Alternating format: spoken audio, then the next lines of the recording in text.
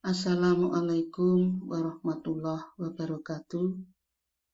Selamat berjumpa lagi dengan saya, Sri Kumorowati. Ayo belajar IPA. Pada kesempatan kali ini, kita akan membahas tentang peredaran darah manusia, bagian 2. Fokus pembahasan meliputi proses peredaran darah dan gangguan pada peredaran darah. Kita lihat di sini adalah skema dari proses peredaran darah. Ini adalah tubuh bagian bawah, tubuh bagian atas, paru-paru kanan, paru-paru kiri, dan ini adalah jantung yang bertugas sebagai pemompa darah. Di sini tampak warna merah menandakan bahwa di area ini darah mengandung gas oksigen. Warna biru ini menandakan bahwa di area ini darah mengandung gas karbon dioksida. Dalam menjalankan tugasnya, jantung berdetak secara teratur dengan cara berkontraksi dan berelaksasi. Saat jantung berkontraksi, kondisinya menguncup, sehingga tekanan dalam jantung itu besar.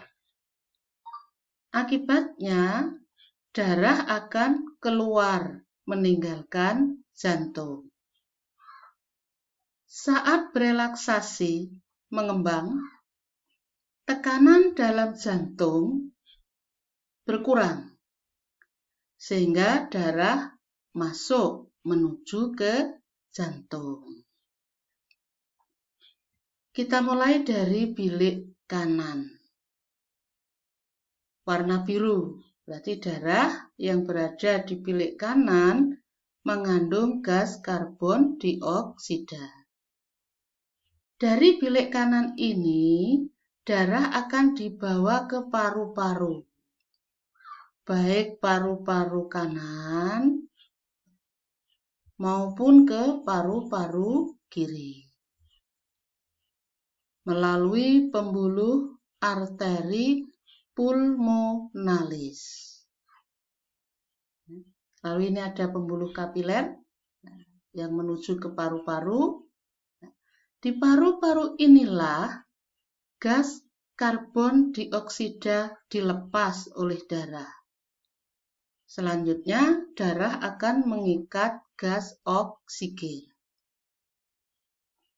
Setelah itu, darah akan kembali ke jantung, ke bagian serambi kiri. Yang ini juga kembali ke jantung menuju serambi kiri, melalui vena pulmonalis. Dari serambi kiri, darah akan dibawa ke bilik kiri. Inilah yang disebut dengan peredaran darah kecil. Bilik kanan, paru-paru, serambi kiri, bilik kiri. Pada saat kontraksi tadi, darah yang berada di bilik kiri ini dipompa keluar menuju ke seluruh tubuh kecuali paru-paru, yaitu menuju ke tubuh bagian atas dan ke tubuh bagian bawah. Sampailah pada sel-sel tubuh Di sini gas oksigen dilepas.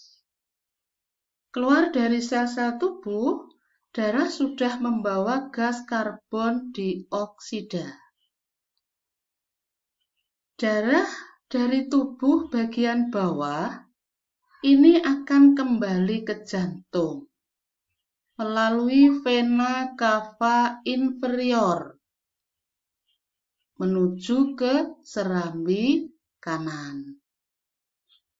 Sedangkan dari tubuh bagian atas, darah yang mengandung karbon dioksida ini melalui vena cava superior akan kembali ke jantung menuju ke serambi kanan. Dari serambi kanan terus ke bilik kanan. Ini yang disebut dengan peredaran darah besar. Bilik kiri, seluruh tubuh, serambi kanan, bilik kanan. Berarti dalam satu kali peredaran terjadi peredaran darah kecil dan peredaran darah besar. Sehingga dikatakan manusia memiliki sistem peredaran darah ganda atau rangkap. Kita perhatikan juga, keluar dari jantung, darah berada di dalam pembuluh. Kembali ke jantung juga melalui pembuluh. Ini artinya apa?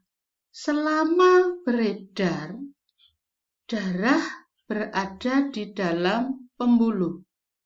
Sehingga dikatakan manusia memiliki sistem peredaran darah tertutup.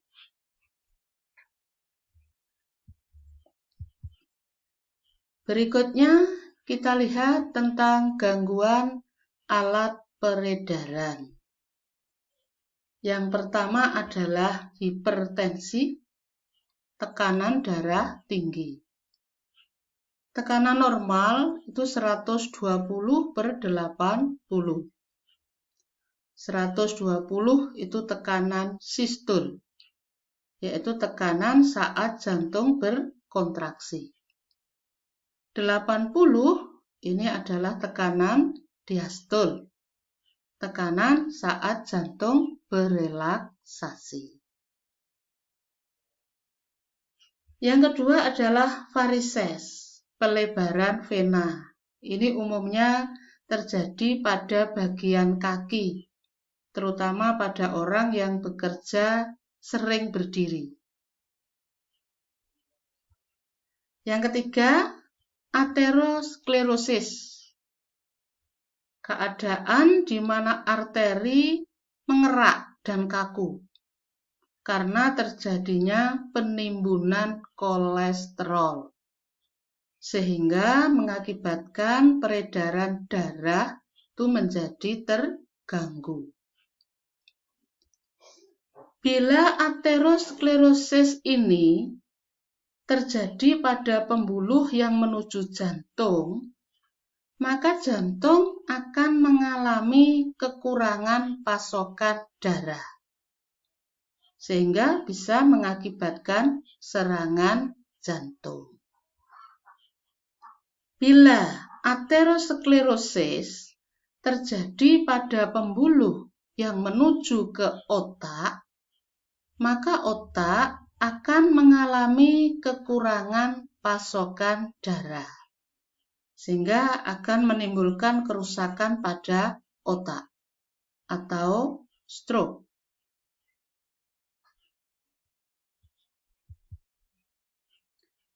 Gangguan pada darah. Yang pertama adalah anemia. Anemia itu kekurangan eritrosit, sel darah merah, yaitu sel yang mengandung hemoglobin. Hemofilia Hemofilia ini suatu kondisi di mana saat terjadi luka, darah sukar membeku karena di dalam darah tidak ada faktor V. Leukemia itu pembentukan leukosit berlebih dan bersifat ganas. Sehingga leukemia ini disebut juga dengan kanker darah. Leukopenia ini kekurangan leukosit. Sehingga sistem imun di dalam tubuh menjadi lemah. Dan yang terakhir adalah polisitemia. Eritrosit berlebih. Akibatnya darah menjadi kental dan menurun peredarannya. Itu tadi tentang proses peredaran darah dan gangguan pada peredaran darah. Semoga sistem peredaran darah kita tetap sehat, aman dari gangguan, agar kita tetap bisa beraktivitas, bisa beribadah secara optimal. Apabila ada kekurangan, silahkan ditulis di kolom komentar. Terima kasih, semoga bermanfaat. Wassalamualaikum warahmatullahi wabarakatuh.